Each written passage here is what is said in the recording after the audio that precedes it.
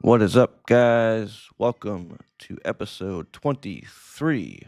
Michael Jordan, I knew it, of Right. Was the it? Fielder's Choice podcast. I am Dan Fields.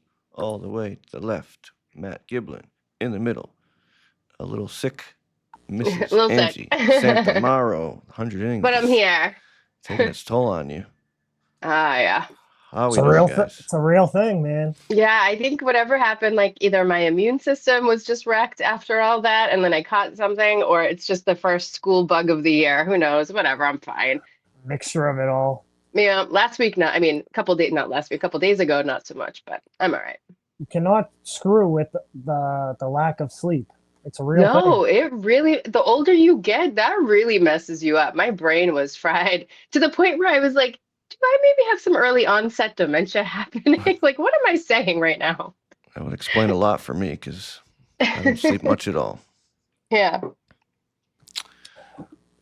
it's a Guys, thing. All right, guys. see the playoffs last night? Both games. MLB playoffs, since we have no more amateur baseball to watch. Dude, what a show this kid is. Show, What I see what you did a there. show. Show. No way. Show, hey, Dude, unreal. 6 innings, 10 Ks, 1 hit, no runs, and how many bombs? Yeah. Bombs. 3. Like, One how? the second one completely out of Dodger Stadium. Oh, as soon as off the bat, I mean, it just, and then, and there's so many studs right now. There's so many people to watch right now in baseball, and I don't know the last time I kind of felt this way, really felt that there were just so many studs.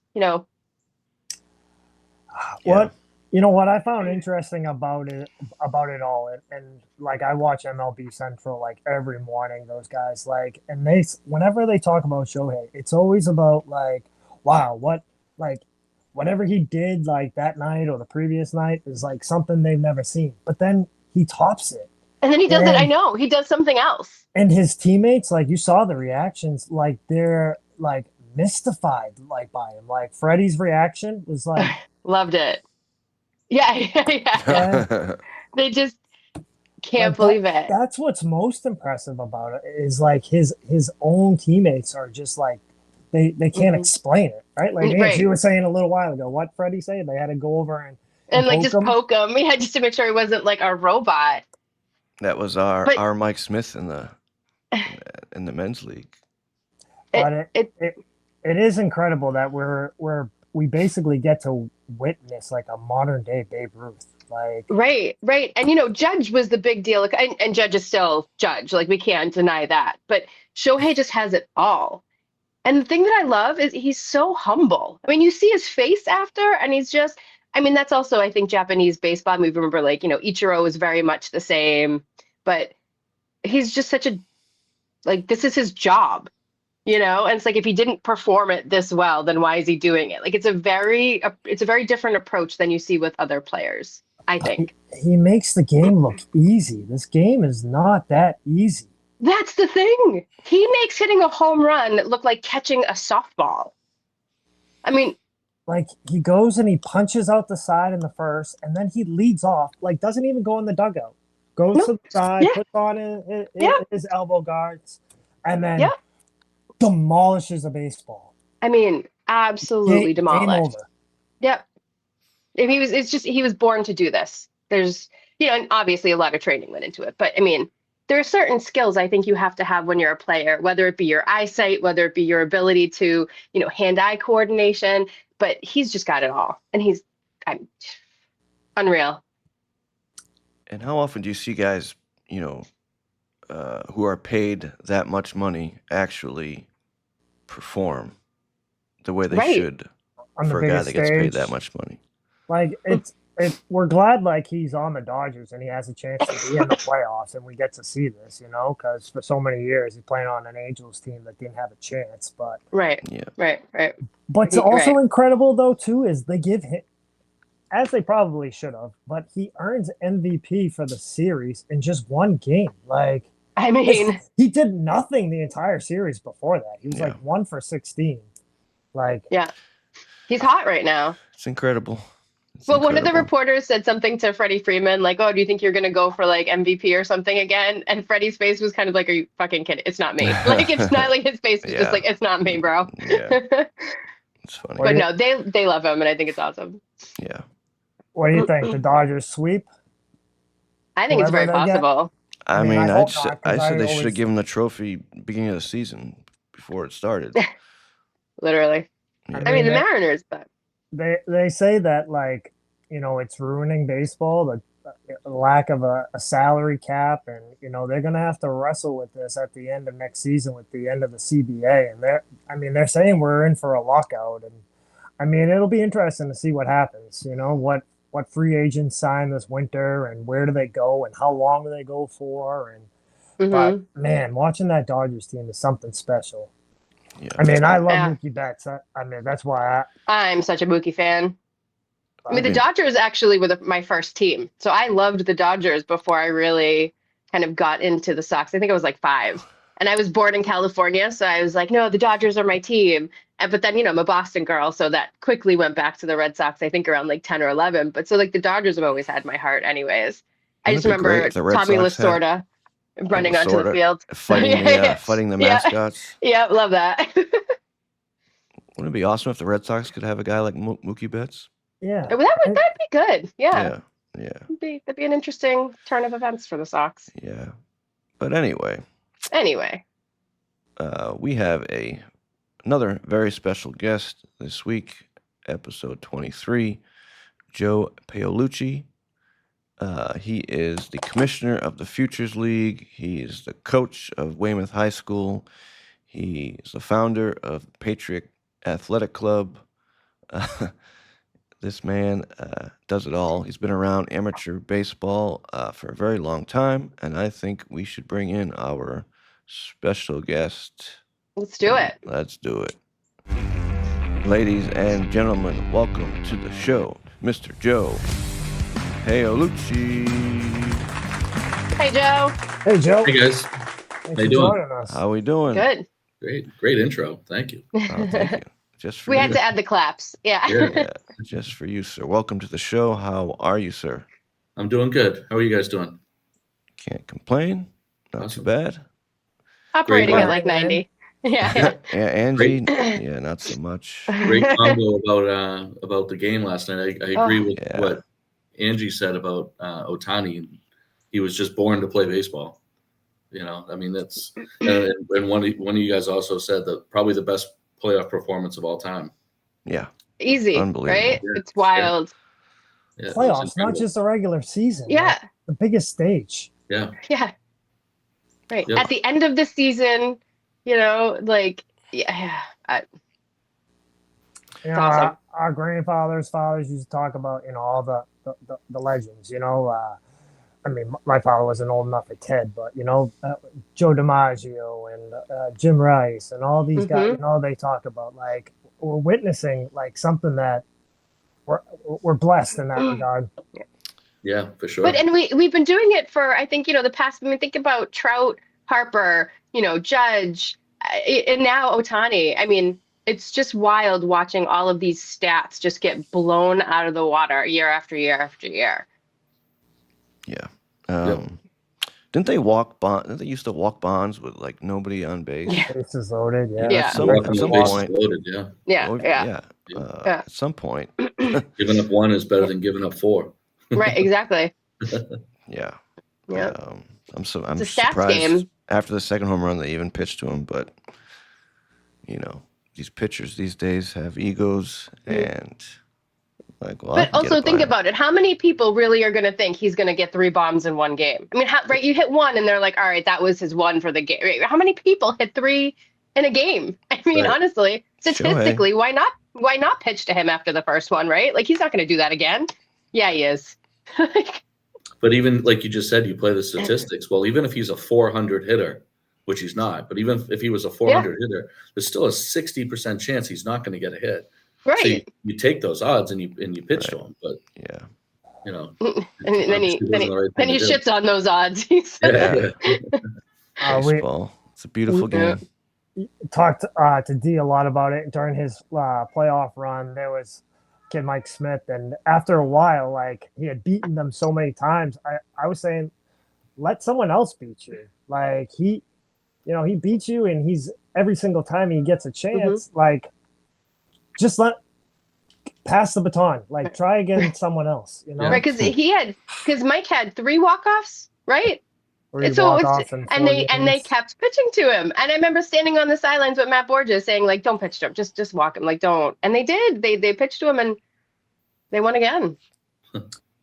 Joe, you ever have any players that could basically just lead the entire team? Certainly, I haven't seen that at the high school level. I got a great story about a player dominating men's league, though. I don't know if you guys know who Mark DeShanis is. Have you heard of Mark? I don't know Mark. Mark DeRoche. No, I don't. Yeah, not DeRoche. So Mark DeShanis, he's around my age, a little older. So he's probably in his mid 50s. My last year playing baseballs, I think I was 30. I was playing in the Hockey League, and we were playing over at East Boston. And we all looked over and we saw this guy warming up on the other side of the field, and it looked like he was throwing pretty hard. And in the Hockey League at that time, if somebody threw like in the low 80s, that was really hard. Yeah. Mark had just gotten released by the Indians the week before. Oh, geez. And he was throwing in the my estimation, mid to upper 90s. And he made us. We were a pretty good team, and he made us look like a bunch of little leaguers. He struck everybody out except one guy fouled out to the first baseman. Otherwise, he threw a complete perfect game, striking everybody out but one. And it was just like a man among boys that game. Wow. Yeah. So, Andrew, I just remembered, speaking of intentional walks, we had the first intentional walk, I think, ever at the 100-inning game. Remember they walked Mark DeRoche?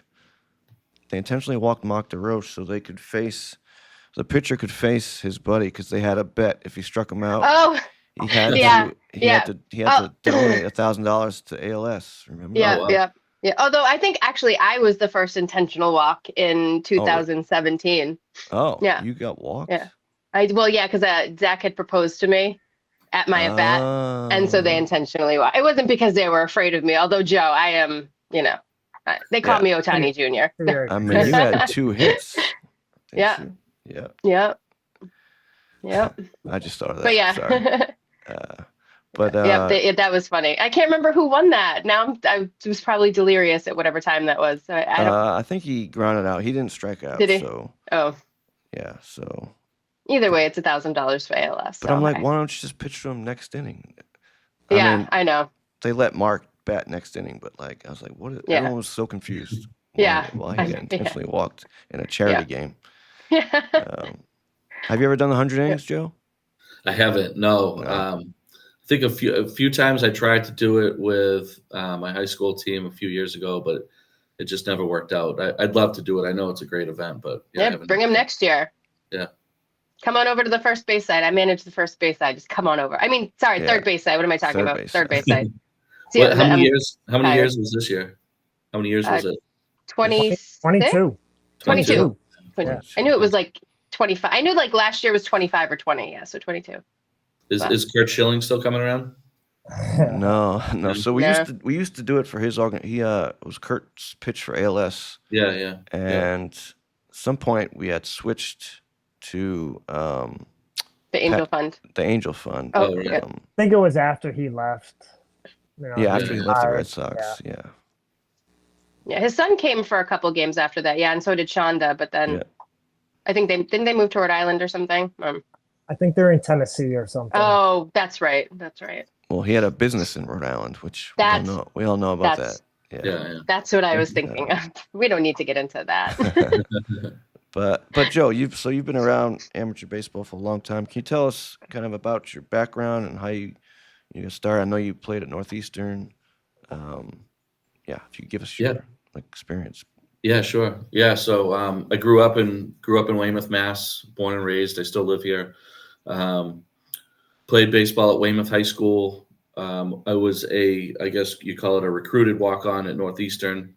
94, I guess, was my freshman year there. I was redshirted that year, but it was a great experience. The the team won the conference and we went to a regional. We played Tennessee in the first round. R.A. Dickey was the pitcher. Nice. Oh, wow. In that game. Todd Helton was the first baseman. We were just a bunch of kids from Massachusetts.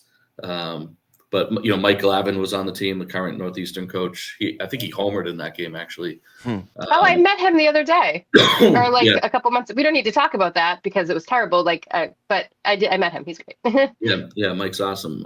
Yeah. So it was a great experience for me as a freshman to be down there. I like I said, I was redshirted, but I fortunately was able to travel with the team because I was a catcher, so I was the bullpen catcher. So I got to travel up the whole season. We keep getting catchers. I was a catcher, and so was Dan. We have had a lot of catchers on lately. Yeah. Gibby's just a stud shortstop. Yeah. What's that? Don't be mad at us. I said Gib Gib is can just catch. Gib's caught Prima plenty of donnas. times. I catch bullpens. That's it. My father. So played at Northeastern. I played with some really great players there. We had a great run in my time there. Played with Carlos Pena. I'm sure you guys all know Carlos. He's drafted by Texas, I think, his junior year. My best friend Tim Daly, who I grew up in Weymouth with, went to Weymouth High with. He left there as the all-time home run and RBI leader.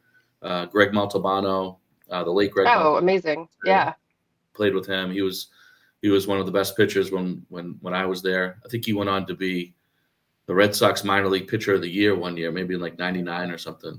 But again, great experiences there playing under Coach McPhee. We won another conference championship in '97 there.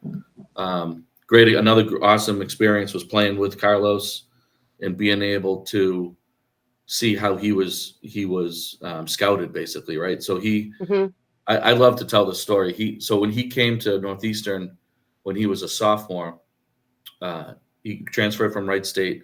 He was really good. You could tell he was really good. My guess is we all thought that he was probably going to get drafted someday. Like he had those raw skills, but he struck out a lot. He was still a raw player.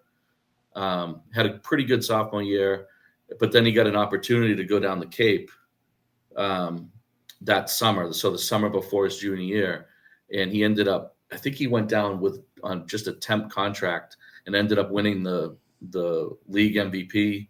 And I think he led the league in home runs that year. So he went from being like this kind of fringe prospect to a first rounder. So when he came back to school in the fall and throughout the spring, like we had, like I said, it was a great experience to see all of these scouts at all these games.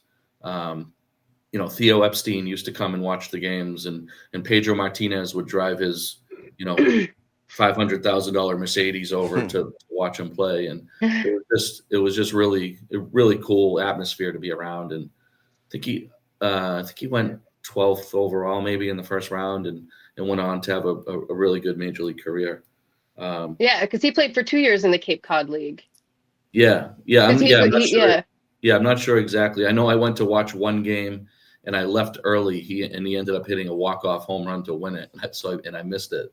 I think he hit that off of Barry Zito too, if I remember correctly. But again, just a great experience playing with him, playing under Coach McPhee there.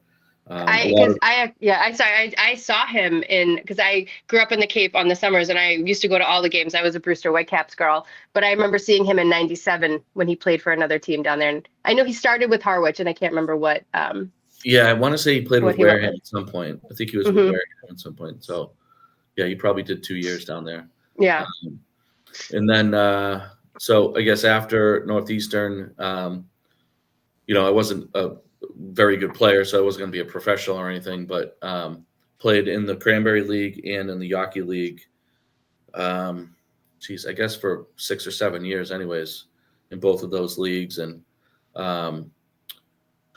was in the Cranberry League, played for the Hingham Phillies, and our coach, this guy, Dave Porter, he was the guy that put the team together. He ended up leaving the team. Believe it or not, I was like the oldest guy on the team at the time, and he asked me if I wanted to take it over. And I wanted to keep playing, and I knew that if I didn't, the team was going to go away. So I took the team over. In my very first game as player coach, I was more worried about who was chasing foul balls than what was going on in the game. So I decided that I was just going to coach the team. And we had a couple of really good years there in the Cranberry League. And then I became president of the league, president/commissioner. I guess both roles were the same, in 2007. And I got that because nobody else wanted it. And it was a bunch of older guys that were running the league at the time. And, again, this was 2007. And like, I brought us into like the age of like having a website. Like we didn't have that yet in 2007. And, Wow. Coaches were physically mailing rosters to people back then, instead of emailing. Like it's crazy that was happening as late as 2007. But yeah, so I was with them until 2019. And then, the Futures League was looking for a new commissioner, and I applied for that and got that job. And that's where I've been ever since. So it's funny you mentioned the website, because I don't think it had been updated since 2007 when I got hired to redesign the website, which I did last year for the Cranberry League. Oh wow, yeah, it looks great now. Yeah, they hadn't had one in the longest time. Yeah, I think it was probably 2007. Yeah, probably. Yeah, but yeah, they hired me to redo Benny. it. Yeah, I think it looks a lot better. But that's just me. Mm-hmm. No, he does good work like that. Yeah. Thanks, Kip. Mm-hmm. So you won 2 championships at Northeastern, right? 94 and 97. Yep. What are some of your favorite memories? I know you. What was that like? Yeah. Mm-hmm. Yeah, a lot. I mean, a lot of great memories. I mean, the best part of being involved in baseball all these years is the relationships that you develop with your teammates. And in fact, you guys will get a kick out of this, because the promo that you put on social media last night was flowing around through my my group text with my college buddies, and Love it. they were having some fun with that. He's awesome. But honestly, As they should. But that's the relationship I have with those guys. We're just constantly making fun of each other, and we love it. And we're constantly telling the same stories over and over again from all those years that we played together. And that's great. That's what I always think of is again the relationships that you've built and the things that we did back then. But I think to answer your question directly, I think it's just playing with a great group of guys that we played for a really tough coach, Coach Neil McPhee. I think he's the all-time winningest coach in any sport at Northeastern. Wow. But he was a tough coach to play for. But he got the most out of us. He really toughened us up. And so I was thrilled to play for him. But just, being in that environment at Northeastern and that winning environment at Northeastern, and knowing we were going to win, or being confident that we were going to win, having an opportunity to go to 2 regionals. The other one that I didn't mention was Stanford. Our junior year, we went to Stanford. Had an opportunity to go out there, and we saw Tiger Woods was walking around campus back then. Like, we saw him, and the whole Stanford football team was watching our game. Again, just a great environment, great atmosphere to be in. But the smaller stories I probably can't tell on here, though. I have a question about that. I mean, you've been a coach for a while in various kind of levels, and you mentioned confidence as kind of something that happened because you were winning. But how much is confidence a part of the recipe, really, for a winning team? Because I think that, obviously, when the team doesn't feel great, that's going to affect the team. But the confidence, I think, sometimes is the missing piece per se.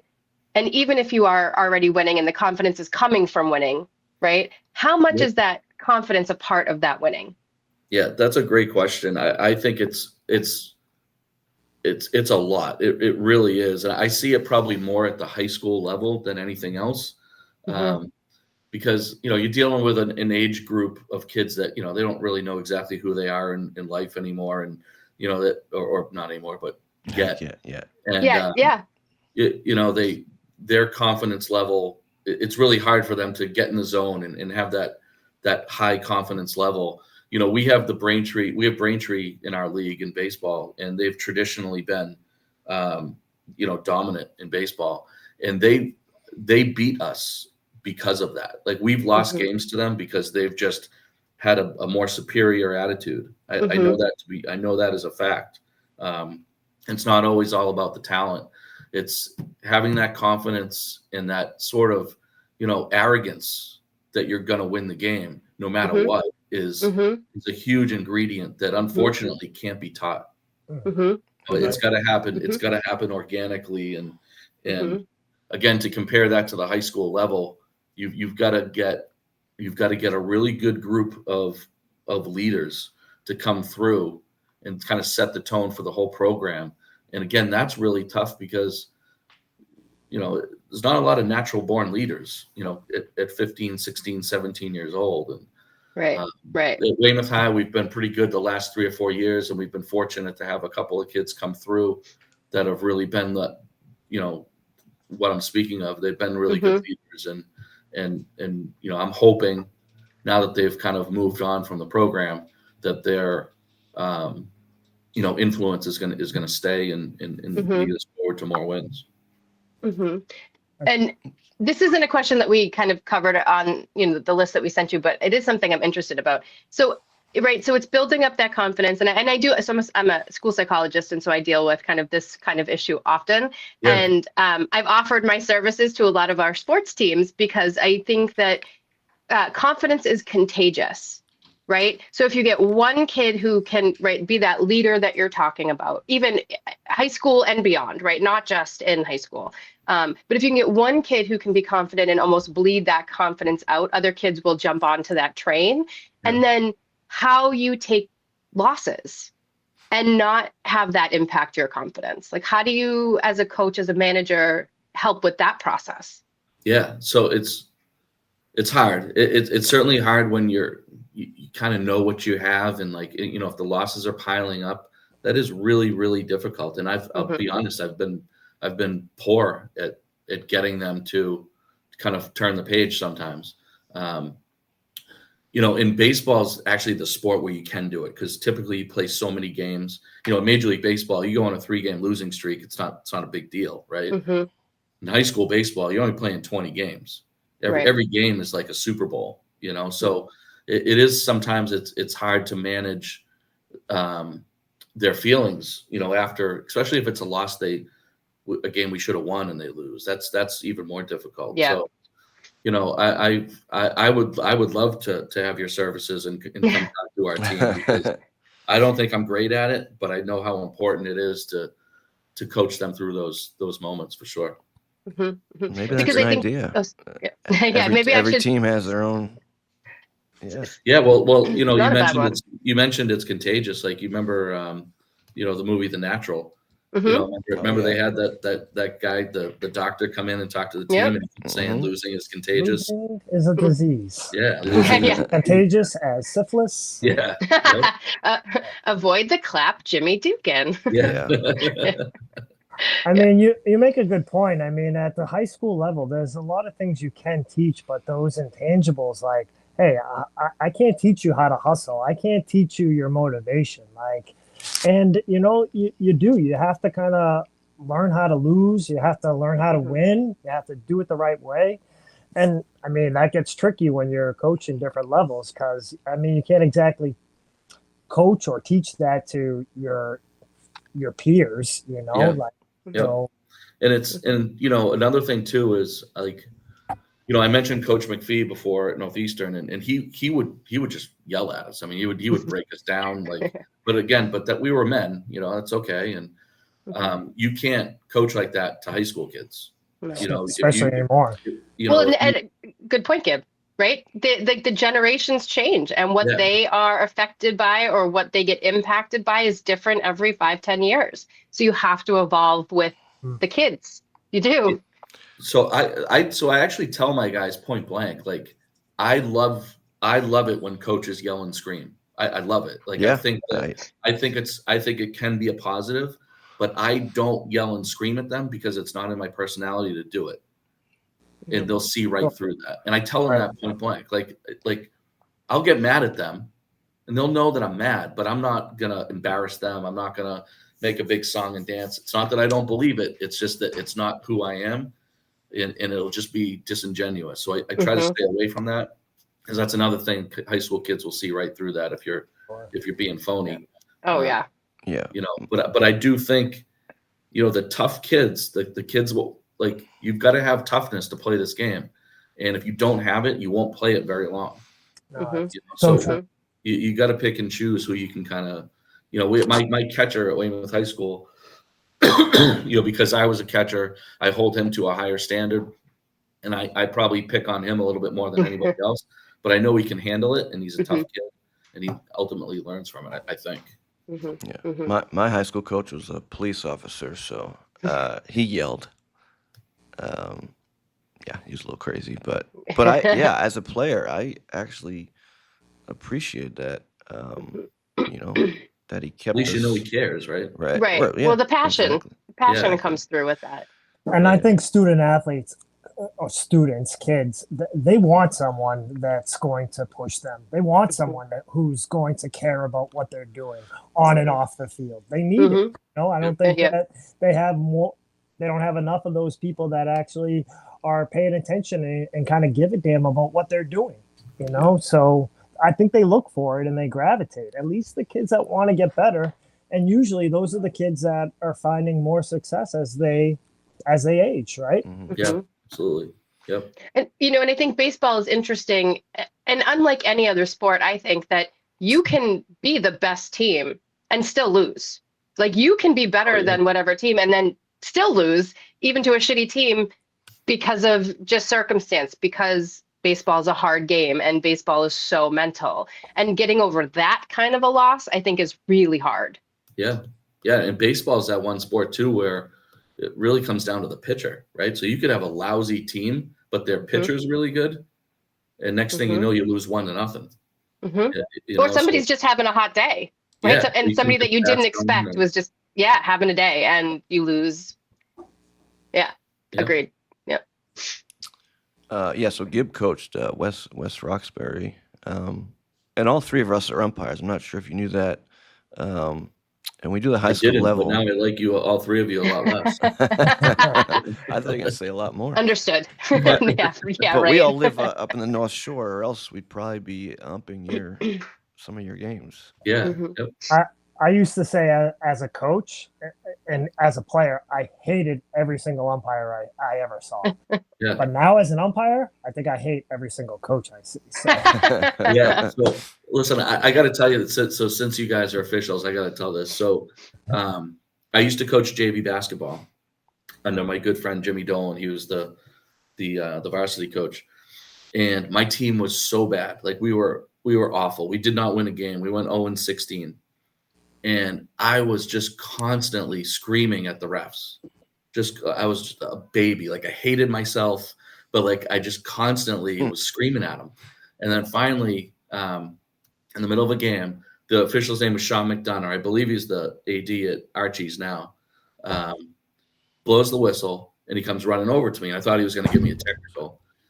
And he comes running over, and he goes, "Joe, listen." He goes, "I can literally call a violation on every single play." He's like, "We can't do it. Like, this is the JV game. We got the varsity game starting in 20 minutes. Like, we got to move this game along." He's like, you gotta relax." And it just all of a sudden, like, what am I doing? Like, of course this guy's right. Like, this is a JV basketball game. I'm supposed to be setting a better example for these kids. But like, we were just so bad. I needed everything to go right. You know, and then when I started baseball, we had some really tough years early on, and it was the same thing. I found, like, I'm just screaming at these refs because I think the ball is over the plate, but it was really an inch outside, or whatever the case may be, and I'm making a fool of myself. And the bottom line was, we need to just be better. Like, as a team, like, we need to be better.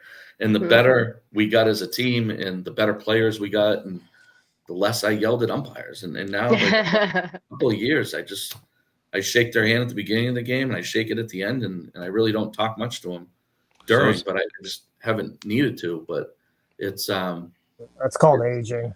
Yeah, I guess, you know. Gross. But I guess it's in your personality to yell at officials, but not your players.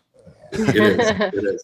You know, another funny thing about that, Dan, I'll say is, isn't it funny? Like, because I don't know if you guys do, but I watch those John Boy videos. Oh yeah. All the time. We send it to each other. It's funny how in baseball, and I'll use Terry Francona as an example because it seems to be his favorite line, is the last thing he says to an umpire is, "You're an effing POS."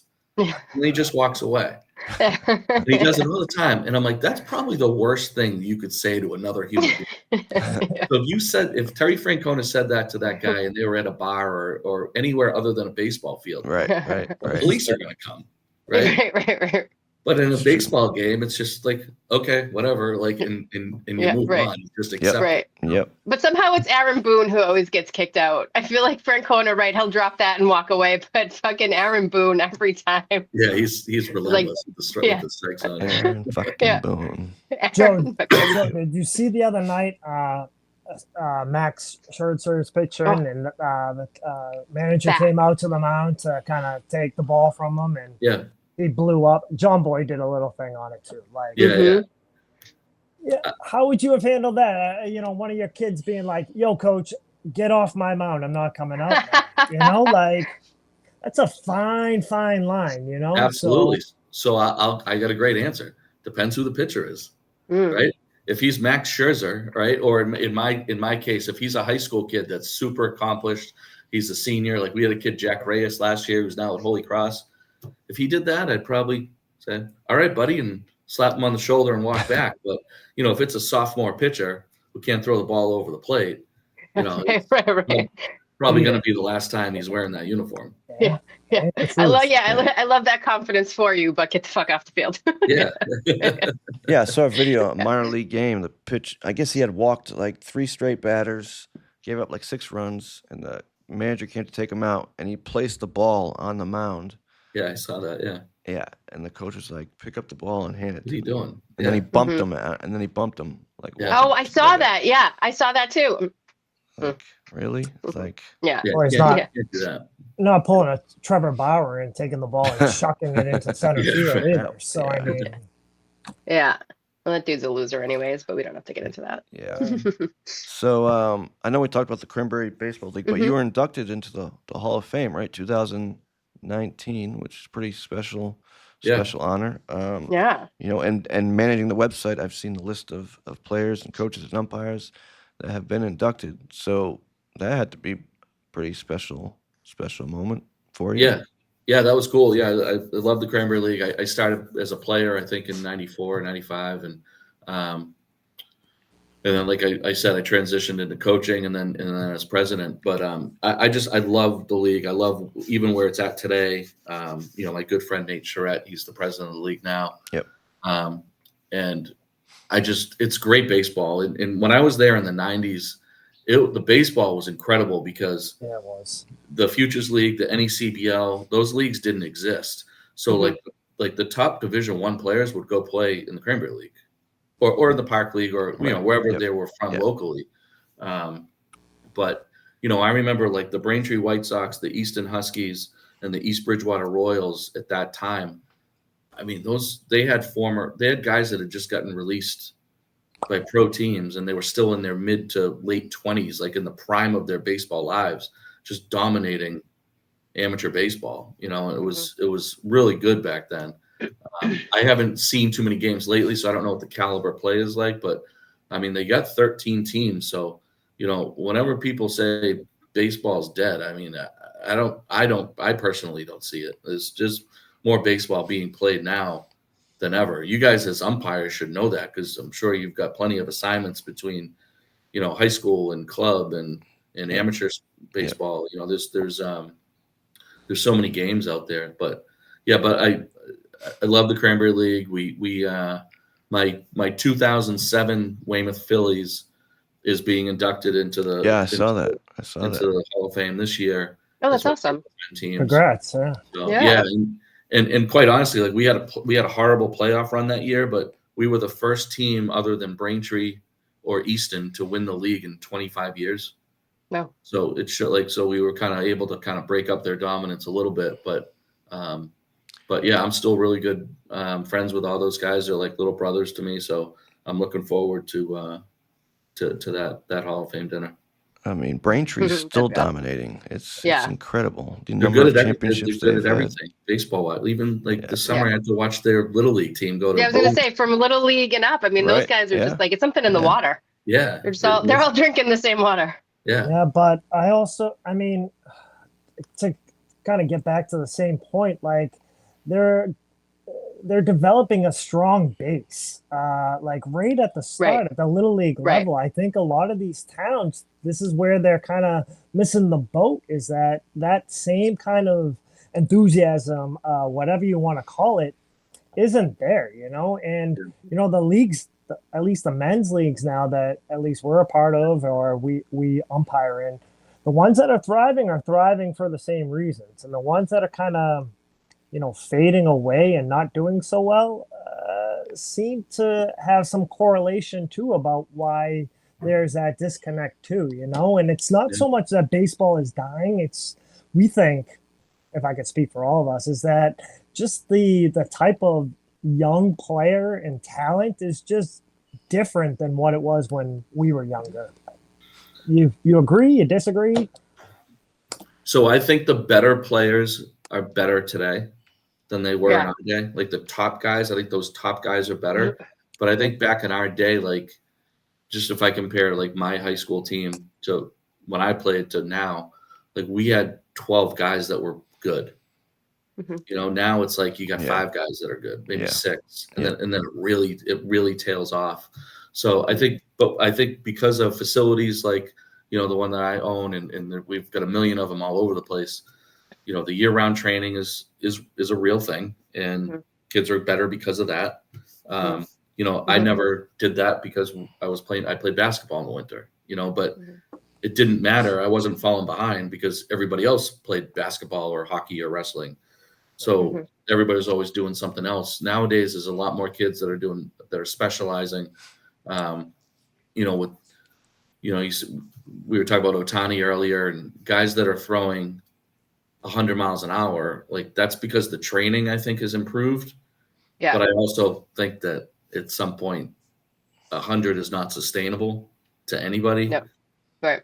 So I think we've proven we can get to 100, but it's just really hard to maintain that over a long period of time. So again, I think the top-notch players are better, but I think that in our day we had more average players, I guess.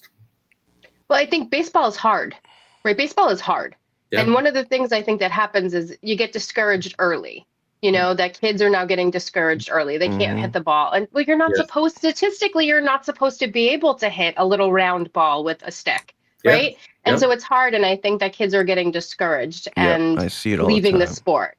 And I think, I've heard a lot of people talk baseball philosophy and say, many professional players, like you can take a baseball player and put him on a football field and he can probably do pretty decent, right? You can't take a football player and put him at the plate. He's going to strike out every time. Right. So, it's a hard sport. And to teach that perseverance is really hard. So the kids who are good, they stick with it because they're getting the good feedback. Yeah. They're getting the, I can do this. They're getting something from it. And the kids who aren't so good, and plus, and we've talked about this many times, there's no more pickup games. You don't drive around your town anymore and just see kids at the field. And I think one of the things that Braintree has tapped into is that, again, we talk about what's contagious. These kids are watching these little heroes their age do this thing, right? And so then it becomes this almost like self-fulfilling or town-fulfilling kind of thing that they keep pouring into baseball, and kids keep doing it, Yeah, I couldn't agree with that more. Yeah, I mean, in Braintree it's just a positive cycle of energy going through there at every level. And don't get me wrong, they got great coaches there, and of course, Billy O'Connell, the varsity coach, I know he had a strong relationship with everybody at the youth level, which I think is important. I feel like I have that at Weymouth now. It kind of took me a while to get there, but having the club here is really helped. In developing players, the players that maybe aren't as talented physically. We just had a player in here this morning that we were talking about. How little he was when he first came to the club 4 years ago, and and he wasn't very good. And now he pitched in a fall league game last weekend as a 14-year-old and struck out 3 varsity hitters. So he's really come a long way. But yeah, player development is the big the buzz phrase that you hear now, and that's what we're trying to work towards here. Yeah, so you're talking about the Patriot Athletic Club, which you own, which we'll get into. But first, wanted to get into this Futures League because we've heard a lot about it on this podcast. I don't think the three of us really know much about it. Could you tell us what the Futures League is, when it started, and how that all came about? Yeah, sure. So the Futures League started in 2011. It was started by our former commissioner, Chris Hall, and there was Drew Weber, who used to own the Lowell Spinners, and a group of maybe about 5 to 7 guys that we call them the Founding Fathers. They were the group that put the league together. And I think what was happening at the time was the NECBL wasn't taking as many, like there was so many Division III players out there that didn't have a place to play in the summer other than the Cranberry, the Yawkey, the Park League, and the Intercity League. So they were looking for 2 things. They wanted to provide an opportunity for those kids to play, but they also wanted to create a minor league atmosphere for these communities, really. And so we have I'll call it 7 teams now because we just added a team this past week. So we have 7 teams, and 6 of them play at former professional stadiums, right? So they're not just playing at, when I try to compare the NECBL plays at a lot of like high school fields where we have stadiums. We have Fitton Field in Worcester where Holy Cross plays, Holman Stadium in Nashua. We just added Latchla Park in Lowell, Burlington, Vermont, Centennial Field in Burlington, Vermont, Dodd Stadium in Norwich, Bees Stadium in New Britain. So these are all just top of the notch ballparks that seat 4,000 to 6,000 fans. We're getting between 1,500 and 4,000 to our games. Wow. Wow. Yeah, Burlington, the Vermont Sea Monsters, they're killing it in attendance. I mean, I think they're averaging 2,200 per game. So like just a random Tuesday night, they're getting, over 2,000 fans up there. Wow. And we do the whole thing. We do all the promotions and everything. And we're trying to create, a family atmosphere for families to come out there and, spend less than the, $1,500 it would cost to afford to go to a Red Sox game now. Seriously. Yeah. So it's, so that's the environment we're creating, but then we're also putting these players in a position where they're able to play in front of a lot of pro scouts every night. I mean, we have pro scouts at pretty much every single one of our games throughout the summer. Now that the transfer portal is so popular, we're getting a lot of college coaches out to scout players, that could be transfers. So we're providing a really great opportunity for the players. And, one of the things I always tell the players at the All-Star break, I'll tell them this at the All-Star break, and I usually tell them this during our open tryout at the beginning. Like, don't take summer baseball as like just this, I'm going to work on these 3 things to prepare my high school season. Like, this is where you might get, this is where you're going to get scouted the most probably, especially because we're using wood bats. Like, scouts want to see how you play with a wood bat. So, and I always love to tell the Carlos story that I told you guys earlier where, he didn't know, he had no idea where he was going to go in the draft. And all of a sudden he goes and plays summer ball down the Cape and he comes back a 1st round draft pick. So you just never know. So, we want these players to be able to play at their, at their best throughout the summer. We provide coach buses for them to travel because it's a lot of travel. We play 62 games. We feed them well. They get fed, after batting practice, after the game. We provide host families if they need it. So it's really a great league. The people that we have that are running our teams do an outstanding job, and the league has been really profitable. How many teams do you have in the Futures League? So it's a very difficult question to answer because it's changing. Okay. So we, up until this week, we had 6 active teams.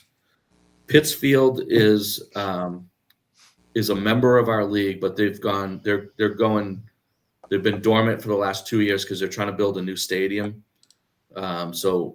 And their stadium was condemned. Their old stadium was condemned. So we're waiting for them to rebuild their stadium, but they're an active member. But then we just added Lowell. They're going to be playing out of the Latchler up at UMass Lowell. So that's going to be the 7th team. And then we're working on closing another team down here on the South Shore this week. I'm hoping that goes through. Joe, do teams play like series? Because I mean, like you said, it's a lot of travel, a good distance between these, 6-8 teams. Yeah.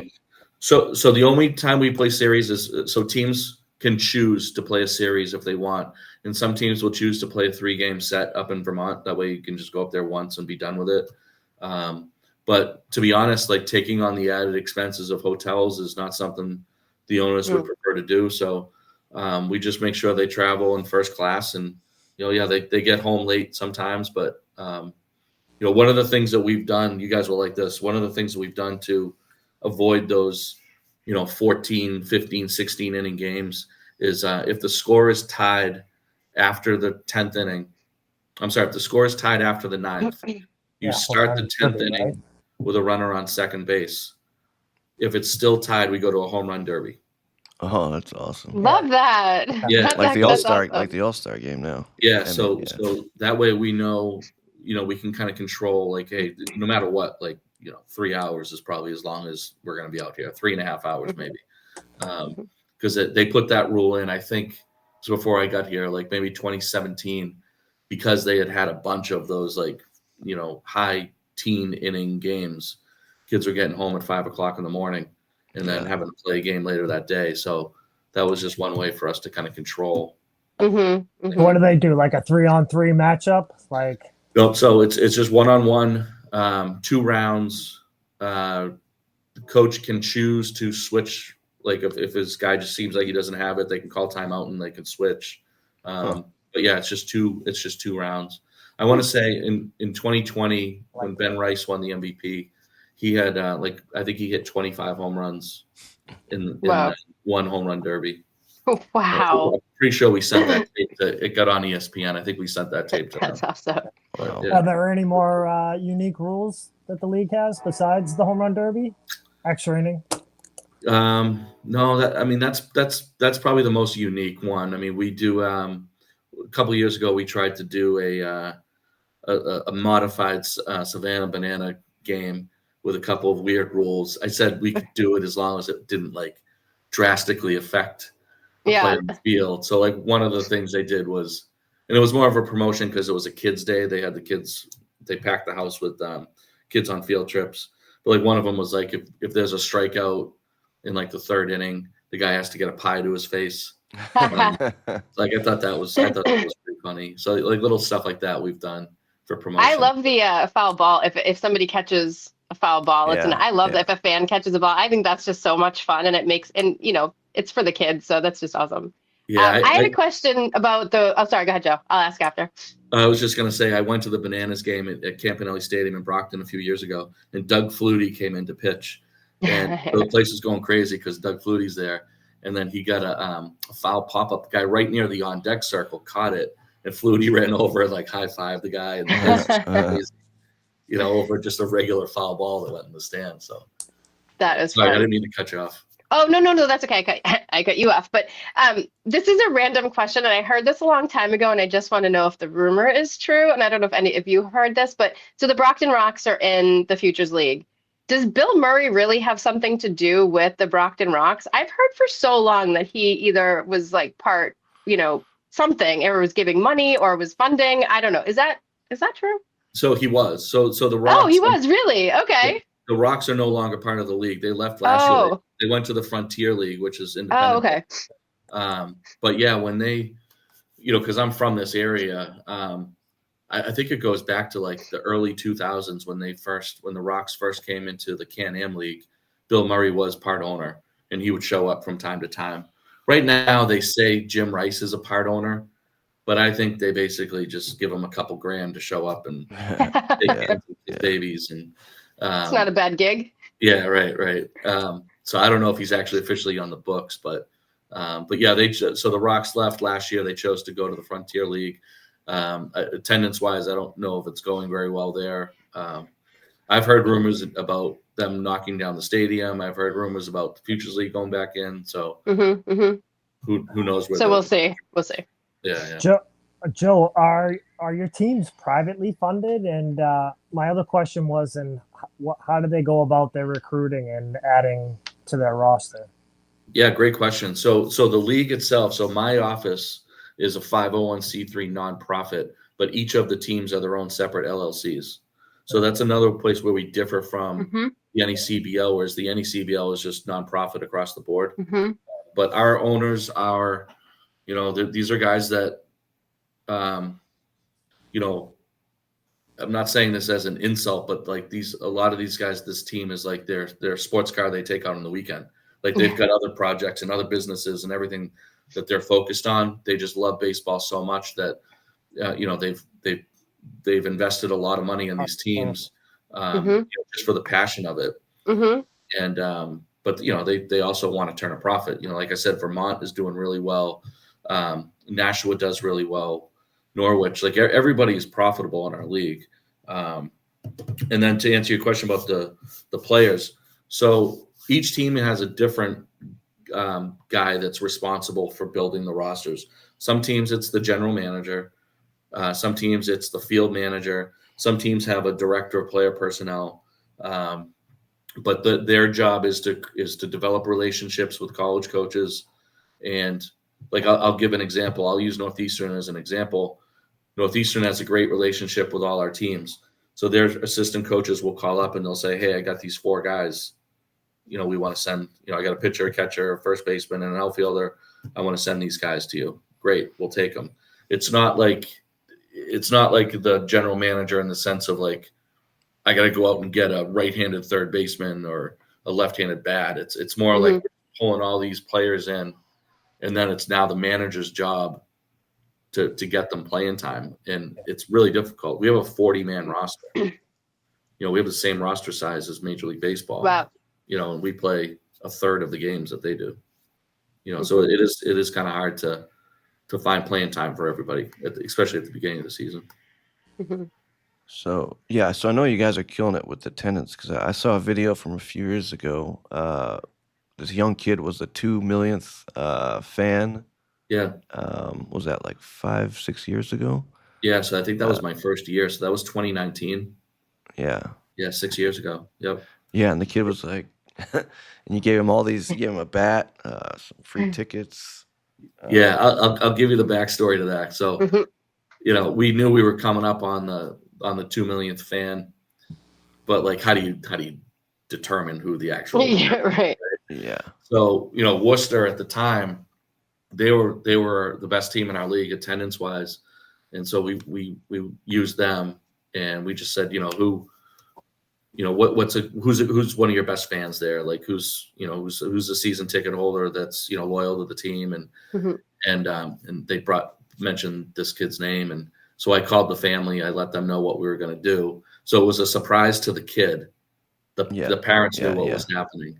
So as he was coming through the turnstiles, we threw all the confetti up and all that stuff. And That's awesome. They got a all expenses paid trip to beautiful Pittsfield, Massachusetts. I had to laugh at that. Yeah. And we gave him a bunch of stuff, but yeah, that was pretty cool. I think we're coming up. I think we might get to 4 million. We didn't do a 3 million. We might get to 4 this year. Maybe we'll have to do that again. But yeah, that was pretty cool. Yeah, 2 million. I mean, that's pretty incredible. It really is. And in the course of your kind of being the commissioner and all of this, 70 players from the Futures League, right, have seen the draft and have been selected. 3 of them making it to the big, to the show. What's that pipeline like? You talked a little bit about, the scouts kind of coming, but do you have any, is there sort of a recipe to that? Do the scouts contact you? Do you contact us? Do they just come? I mean, how does that pipeline kind of start? Yeah. So they just come. I mean, they can just come. They have free passes to come to all our games. We do a scout day in the morning before our All-Star game. That's when they're all there. We put the players through the paces. They love that because we've got our All-Stars and then, other prospects that we think are, maybe a kid throws 95, but he didn't make the All-Star team. Like he would be at scout day. So it's an opportunity for the scouts to be in front of all these players at once. But yeah, they're constantly like, I'll use Matt Hyde as an example. Matt's the area Yankee scout, who scouted Ben and scouted Camp Schlittler. He's always at our games, but he's also always at Northeastern games and BC games. And so yeah, these guys, it's their job to get out and watch these players. And when they really like a guy like they liked Ben, you want to watch a lot of them and make sure that you're getting it right because they don't want to make a mistake on them. But yeah, we feel like we have a great relationship with the scouts. We do get the kind of the top guys that come in, the guys that like Matt that report right to the general manager. And you mentioned we've had 3 guys in the majors. I think you read that off my bio on the website. Yep. It's over the last year and a half. I don't even know what we're at now, but I'm pretty sure we're in the teens for major leaguers. Wow. But here's why. So in 2020, we were one of the few leagues in the whole country that played. So everybody else, because of COVID, nobody played. The Cape didn't play. Any CBL didn't play. But we played. So all of those guys like Ben and Sal Frelick and Matt Shaw and all these guys that were supposed to go down the Cape to play, they ended up playing for us. So we were literally the mecca of baseball. Yeah. In this country. Wow. What a way to capitalize on that. I mean, really. So yeah, so like we've got, and so all those guys like Ben that came out of that 2020 class, they're all making their major league debuts now, which is awesome, And I give all the credit to our owners for that because we very easily just could have shut down like everybody else, but they wanted to provide a place to play for these kids, and they took an absolute bath. I mean, there was only 2 teams in our league that could have fans, and we were limited as to how many we could bring in. So a lot of teams, like Derek January, who owns the North Shore Navigators, they play out of Fraser Field. That was his first year in our league, and he moved forward and played, despite the fact that he couldn't make any money. So I give those guys a lot of credit, not just Derek, all the owners. Lost a lot of money, but it did a lot for these kids. Yeah. So I give them a lot of credit for that. Now be able to see the fruits of that labor and those risks that they took. I mean, it must be pretty satisfying too. Yeah, so. Absolutely. Yeah. And Ben, I'll just use Ben as an example. He's been, great to the league. Because I think he knows like how important, we were in his development, getting him to where he is. But, these guys and Sal, like they've just been very gracious towards the league. They've, done anything for us that we've asked them to do. And we're actually having our Hall of Fame ceremony in a few weeks, and Ben's getting in this year. So we're looking forward to seeing him at that event. And like anything else, having those guys be examples for, the guys playing now, like, hey, like this is possible, Right. Me playing in this league, like it's Absolutely. it's a good thing. What is the process for umpires in that league? How do you find umpires, or where do they come from? Yep. Yeah. So Eric Goldstein and Nick DeAndrea and Rich Gattani, they're our umpires in chief. So we work with them closely, and it's up to them to go out and get, the best umpires they can get. And, the one thing is they have to be NCAA certified. But that's the main qualification for those guys. But it's hard. Like, everybody thinks just going back to the umpires, like everybody thinks the umpires stink. Right. But when do they stink? It's when a call doesn't go their way. Oh, right. Right. And then, like, I can't tell you how many times not so much with the Futures League, but when I was with the Cranberry League, I would get calls from people that said, Joe, this guy is so bad. He was calling pitches that were 3 inches outside. He was calling them strikes. And I'm like, and I would always say, like, all right, what do you want me to do about it? Mm-hmm. Like, you called me, tell me what you want me to do. Mm-hmm. He wants that guy never to ump your game again. Yeah. Like, yeah. But like, that's ridiculous, right? Like, Right. it's, Yeah. so I think everybody kind of needs to grow up a little bit when it comes to the umpires. We've had people suggest that we get a whole new, get rid of these umpires and get new umpires in. Like, all right, where are they coming from? Like, Right. you pull them out Right. of a hat. Like, we pay $150 a game to the umpires. If we have to go, let's say we go to New York and New Jersey to find umpires, you think they're going to drive up to Burlington, Vermont to make $150? Right. Like, it is what it is. And I think these guys are great. You guys had Curtis on before. Like, Yeah. Yep. he was the umpire of the year. Like, Yep. he's awesome. Like, you're going to tell me that he's a bad umpire if he makes a call that doesn't go your way? Like, it's just, it's human nature. Umpiring, it's not an exact science. It's part of the game. Like, we all need to kind of move on and get over it if something doesn't go our way. Yeah. So how was that voted on? Because like you said, Curtis Dugar was voted the umpire of the year. For the umpire of the year. Yeah. So we put that out to our managers. I don't know if we had a peer group of players this year. I don't think we did. I think we just put it out to the managers. I'm pretty sure he was unanimous this year. I mean, he was. Yeah, he's phenomenal. He was talked about all year in terms of how good he was. Yeah. Yeah.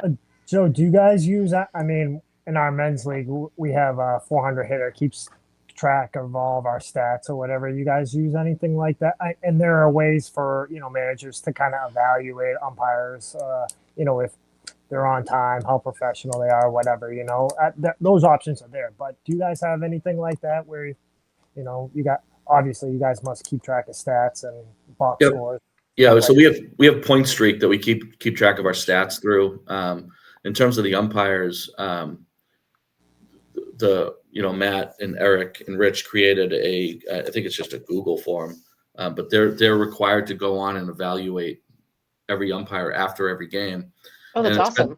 And it's been a little frustrating because the managers have said to me point blank, we're afraid to leave. We're afraid to do it because we're afraid, we're going to get bad calls going forward. I'm like, well, that's ridiculous because only Eric and Nick see it. I don't see those. So unfortunately, sometimes you'll just get good ones. Like, they don't do it enough.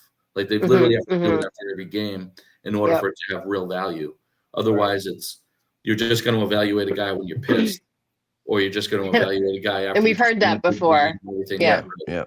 So it's, in order for it to have real value, you've got to do it. Buy-in right away. Yeah. And it really shouldn't be that hard. I mean, one of the managers every game is getting on a bus and sitting there for at least a couple hours. It's a form that takes 6 minutes to fill out. So that's been a little frustrating, but that's the process that we have. Like anything else, though. I mean, are there requirements in how fast they have to get in stats after games and stuff like that, though? So there's an official scorer at every game up in the press box.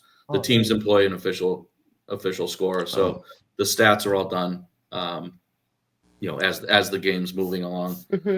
I've actually said that about high school baseball should have an official scorer too, because, you mentioned 400 hitter. Our first year in the Cranberry League with 400 hitter, I remember at the end of the year, I looked at the number of hits that the hitters had in our league. And then I went and looked up the number of hits that the pitchers gave up. Oh yeah. And it wasn't even close. Never adds up. Right? So that's because there's no official scorer, right? Like, each team has one guy that's keeping the book. So, the ground ball that goes through the shortstop's legs, one team rules it a hit, the other team rules it an error. Right.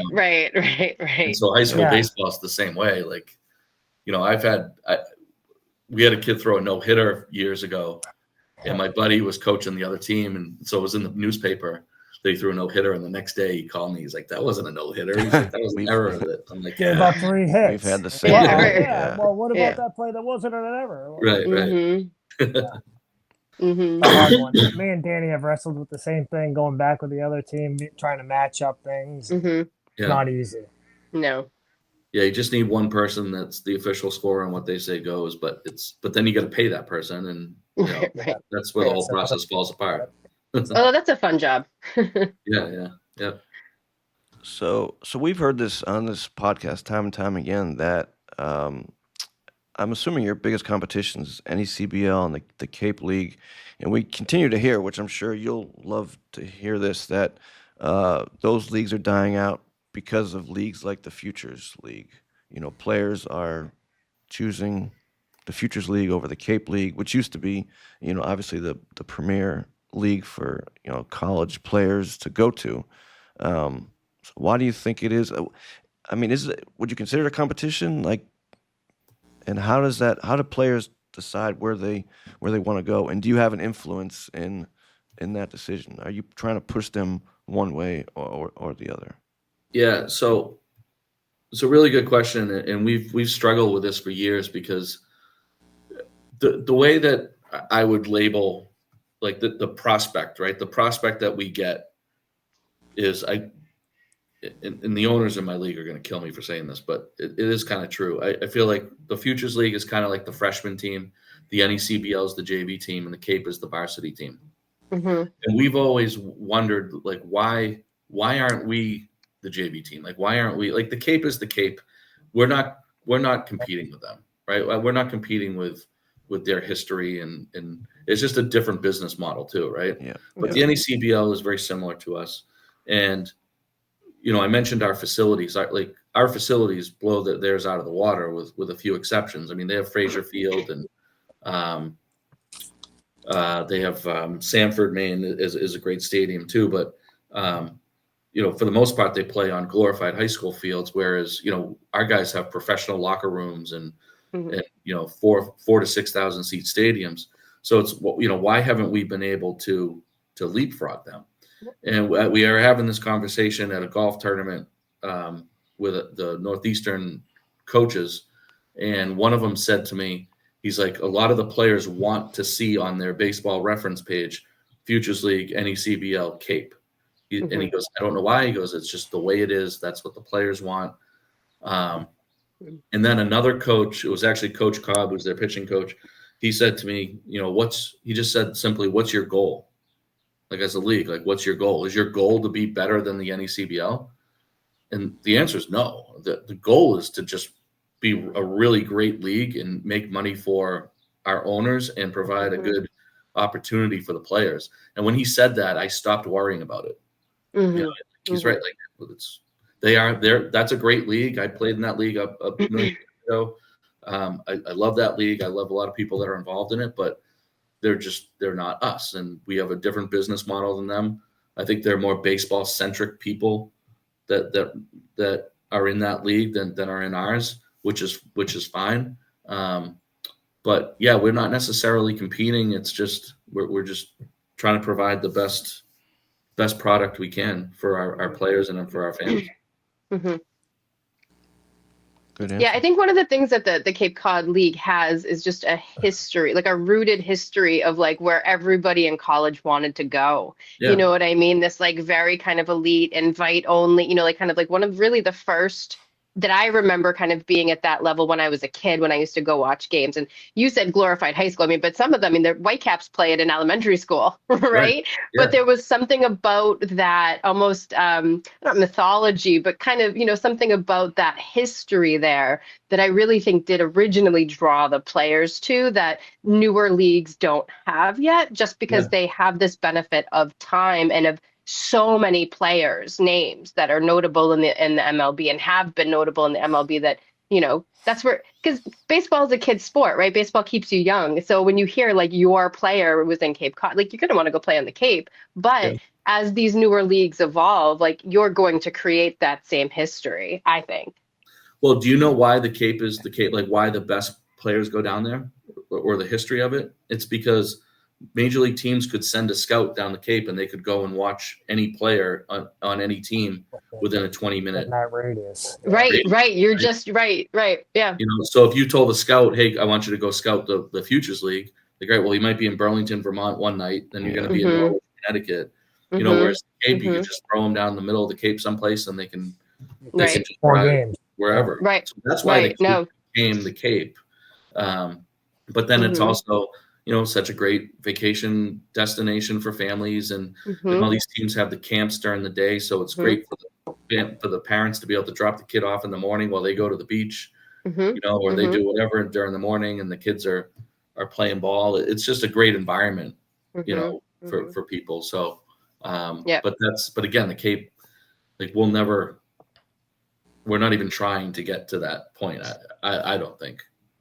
Right. And I don't think it's necessarily even worth it, kind of like you said, right? You have a couple great leagues that produce great players, and scouts are interested because of the programs that you all have. So why compete, right? Like, why compete? Why not just kind of be another one of the elite kind of programs? Yeah. Like, why not? Yep. Yeah, and if you're having if you're finding some success too, why are you going to mess with that too, right? Right. Yeah. Yep. So have you started incorporating some of these rules that the MLB has put into place, like pitch clock and you know, throw over to first? You can, you know, only have so many. Yeah. So we play NCAA rules. So we do have a pitch clock. I don't think we have a stadium that's got the clock in it yet.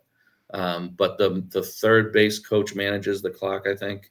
Okay. I remember talking to one of our umpires last year. I don't think we've had one violation on the pitch clock in 3 years. To be perfectly honest, I think if a kid's getting close, the umpire just goes over and tells them, like, speed it up a little bit. But that's anything that we play NCAA rules with very few exceptions. And so the batters too, right? I mean, the batters have to be looking the pitcher in the eye, right? Is that 7 seconds they have, or 8? Yep. Yeah. So and it's helped. It really has. I mean, the game. I think they said the major league level, the game shaved like 20 minutes off the game or something, which is a lot. And our games are really fast. They're 2.5 hours, which is a quick 9-inning game. You know, we haven't had any complaints from fans saying our games are too long. Plus, you know, they're going to be over after the 10th anyways with the home run derby. Right, which is such a cool. That's so cool. I like that. Yeah, cool. I can't say there's a lot of fans in the stands at that point, but you know, they most of them have probably gone home. But the players really love it, and the players get into it. But the real ones stay. Yeah, exactly. Yeah.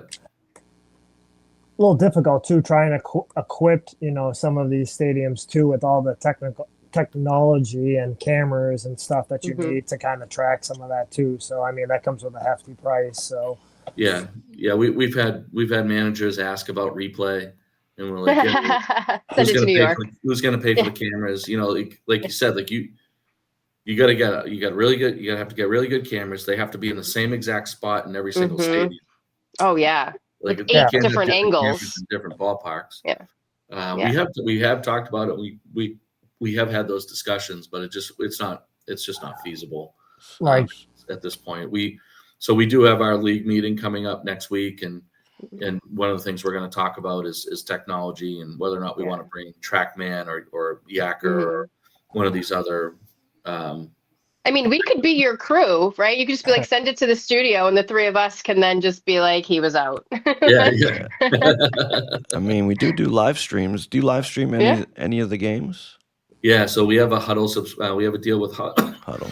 Excuse me, with Huddle, and we sell subscriptions. So the games are live streamed and on demand, so the players can and their families. So every player, when they register for the league. Excuse me. When they register for the league, they pay a registration fee and they pay a Huddle subscription. So every player has access to all their games. That's awesome. Are you getting some good viewership for on a nightly basis? Yeah. Oh yeah, for sure. I mean, it's this deal has been really good for the league. I mean, we get each team, I think, probably makes like $3,000 or $4,000 off of it. And they don't have to do anything for it. You know, it's plus it gives experience. Yeah, it gives experience to the play-by-play guys and the field reporters. We've had multiple games on Nesson since 2021. We usually have 4 games a year on Nesson. That's been great for our league, not only for the visibility, but for our broadcast, the interns that are broadcasters. So 2 of the interns that work for the Futures League, one of them is a news reporter in Omaha, and he's the one that you turn on the TV every morning, and he's on the morning news. And then Johnny Maffey, he works for CNN in Nashville, I think. So like we've had some people that had some really good tape from those Nesson games that they could send out, and I think has really helped them, land these jobs that they have today. So Nesson's been a great partner for us. Any other partnerships you guys have? So that's kind of the Nesson one's kind of the main one that we have for the league. We have a great relationship with Zephyr. All of our hats on the field are Zephyr.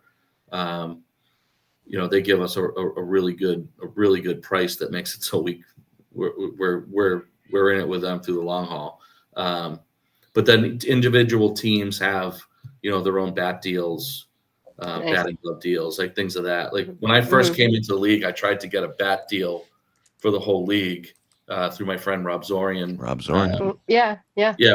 So, but as it turns out, like I always say, like everybody's got a guy, right? Like everybody's got their guy that they go through bats, and every bat company claims they have the best wood and the best prices, and so it's really hard to get that partnership for the league because not everybody's.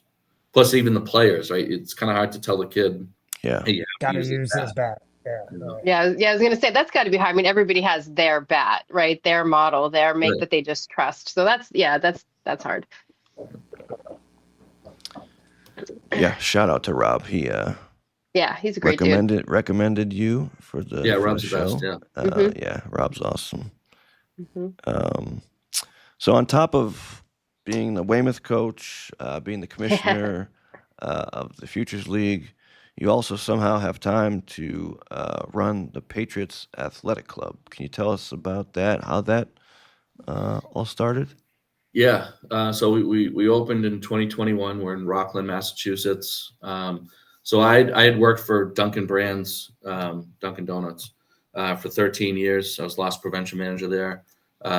Got laid off in 2018. Are people stealing a lot of coffee? Is that a thing? Yes, but are they really? I'm teasing, but are they? That's hilarious. So we did a lot of employee theft. We also, that was kind of our main thing. But then when I first got on board there, we were doing. There were so many illegal immigrants that were working at Dunkin', so we had to go and clean that up. That wasn't the most fun thing to do, but that was what they were paying us for. But there's we also did corporate security and all that stuff too. But so I got laid off in like 2018, I think. Got another job with another company, kind of doing something similar, and then I finally just decided, like, I don't want to do this anymore. I don't want to work for anybody else anymore. I'm tired of this. I'm tired of sitting. Like the whole concept of when I worked at Dunkin', I was in the field mostly, but this new job, the whole concept of I have to sit at this desk until 5 o'clock in the afternoon. I could not sit at a desk. It's like, just not my personality. I had nothing to do. Like, you mean I got to sit here for 2 more hours? Like, I'm like, I can't do this anymore. So I wanted to start my own place for the longest time. So I just told myself that I was gonna do it no matter what. And if I ran into a roadblock, I was gonna go through it, and I was just gonna keep going until it happened. And so it took me about a year and a half, mostly really just trying to find the right building. And I finally found it here in Rockland, and we've already expanded. It was a two suite building. So like one side, I have 6 batting cages here, and then last year we took over the other side, which is the same size, but we just made it open turf, so our players can hit and then they can go and field. And that's awesome. We got a full weight room upstairs. So yeah, it's been great. It's we I like to think we're a 12-month player development academy. We're running a fall program now. We're starting our winter program mid-December, and that goes through until the players go outside for their spring and summer seasons. And it's just a lot of fun seeing these kids develop and come in here and work hard. And we just had parents' night a couple weeks ago, and I told them, like, not enough kids are coming in here by themselves with their friends. Like, I want them to come in here with their buddies after school, work out together. Like, we're in an era where kids don't do anything unless there's a coach there, right? And it's organized. And I grew up with 3 of my closest friends that we were always pushing each other to go. We'd go throw BP to each other or go shoot hoops or whatever the case may be. Right. That's changed. Trying to create that environment for these kids. Like, just come here, the 3 of you, and like, you don't need me to tell you what to do. You know what to do. Just come here and get it done. In Seattle, there is I think it's called Half Tilt, and it's a pinball and ice cream. And if the kids come after school and do their homework, they can play pinball for free and get like ice cream. And then, it's become this like super popular hangout. And I think like tapping into that, like right after school, you come here, you get your shit done, and then we'll field or we'll play, especially for the kids who love the game. Because that's what they want. They want more time on the field. They want more time hitting. They want more time, whatever their skill that they're working on. So I think that's awesome. Yeah, it's just, and it's starting to happen a little bit now, but it just, I see too many of the private lessons and all that stuff going on, and private lessons are great, but like, that hitting instructor is not going to be standing with you in the batter's box when you get on the field, right? You've got to, you got to move away from that. And I always tell kids that are doing lessons, I'll say, like, hey, the instructor works for you. You tell him what you want to work on. Don't just do what he tells you to do, because that might not be who you are or what you want to be. Obviously, that's a hard thing for a kid to do, just to speak up to an adult. But I kind of think that's the way it should be when you're dealing with an instructor like that. Sounds like you need a psychologist to come in once a week and do some sort of group or something. One of the hard things I always dealt with, at least at the high school level too, is I had an enormous amount of talent, but the kids really struggled in the classroom too. So I mean, I know there's a couple of areas here in Boston, the base and stuff, where the kids will actually come in and they'll have a tutor there who will actually help them kind of work through, some of their schoolwork and get their homework done and make sure they're prepared for, a test coming up later in the week before they even, will let them go and hit and work out and do those other things too. So, I mean, kids got to have the grades in order to play ball, and that's, you're a student before you're the student athlete, right? So, I don't know if that's your place kind of deals with any of the similarities, but not so much here at the Patriots, but but what I did, I did something with my high school program that really kind of changed things for us. So the spring season starts, let's say it starts on March 15th. The grades for the next semester or for that semester don't come out until like April 1st, right? Yep. So there's this 2-week period where a kid could be ineligible. Let's say he's your best player, right? Yep. He's obviously going to be on the team, but he's ineligible. He can't play until April 1st.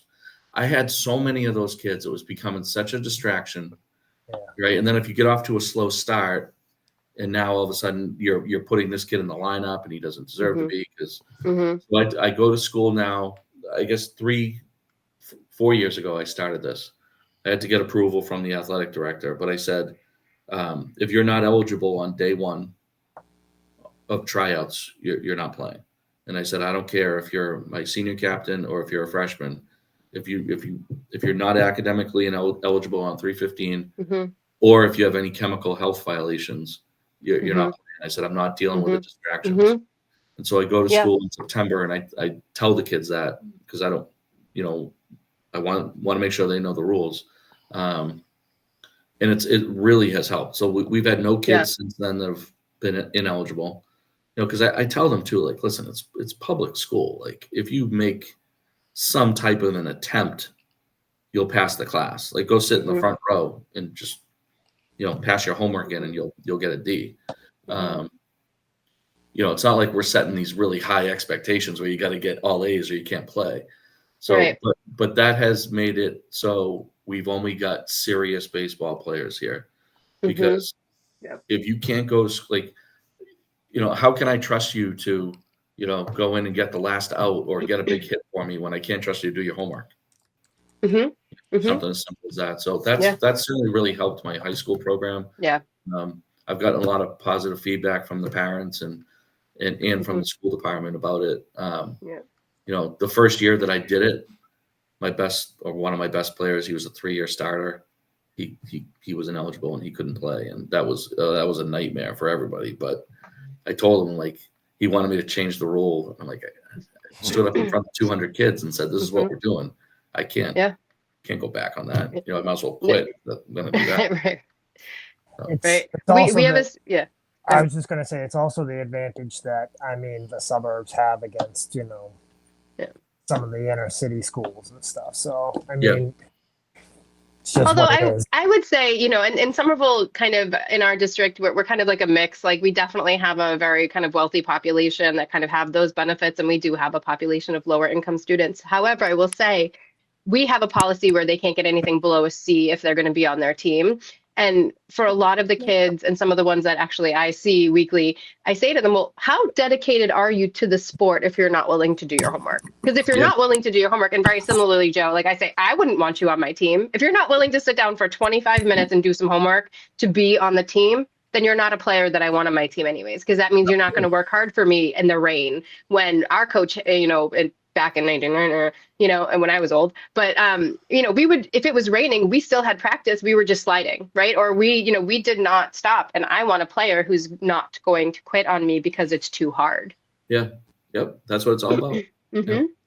So, I agree with that. I think we have to make tougher players because that's what builds confidence, right? Like we were talking about earlier, right? The tougher players are the ones who have been through the hard thing and came out the other side, not the ones who stopped before the hard thing because they never learned that they can do the hard thing. So that it's grit and determination and resiliency. I think that builds a lot of our better players who already have some of that naturally born talent. Like, we can't lie. You have to, you can't, just have those qualities and then get up there and strike out every single time. But when you can have that perfect combination, I think that's when you can really build like winning people, which create winning teams. Yeah, I couldn't agree more. I think, to that point too, I think that youth sports, it teaches our kids how to deal with adversity without it actually being real adversity.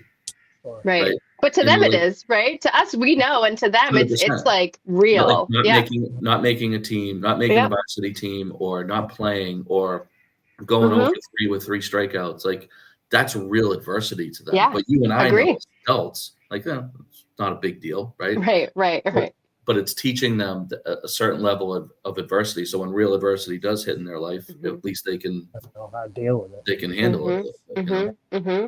Right, because there are some kids, and I say this to a lot of my students and a bunch of my student athletes, right? There's a point where either you convert it to fuel or it just breaks you down. Yep. And that is your choice. So like you are in control. So the parent that's at home saying to their son or daughter, don't worry, it's the coach's fault that you're not playing. He's an idiot. He doesn't know what he's doing. Or it's the umpire's fault. Because when I hear coaches doing that, I think you have no idea what a disservice you're doing to that child. Yeah, absolutely, right? Like, you've got to let the child know, like, the only answer to their problems is you got to get better. Like, you've got to show up tomorrow.